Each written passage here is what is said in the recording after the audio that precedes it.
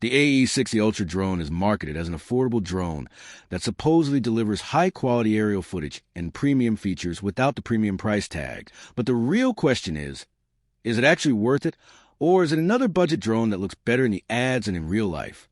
Now, to be fair, budget drones have improved significantly in recent years.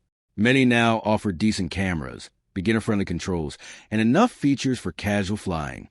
What it does well, affordable price. This is one of the AE60 Ultra's biggest advantages. It offers a low-cost entry into drone flying, beginner-friendly operation. Many budget drones are designed for first-time users with simple controls and automated features.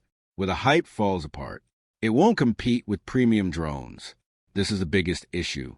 Budget drones typically make significant compromises in camera quality, flight stability, and overall reliability. Camera performance is often overstated. Marketing images and videos may look far better than the footage most users will capture. Battery life can be limited. Real-world flight times are often shorter than the numbers advertised. So, is the AE60 Ultra Drone worth it? Short answer, yes, if you're looking for a low-cost beginner drone. No, if you're expecting premium aerial photography or professional-grade performance. Thanks for watching. Don't forget to like and subscribe for more videos.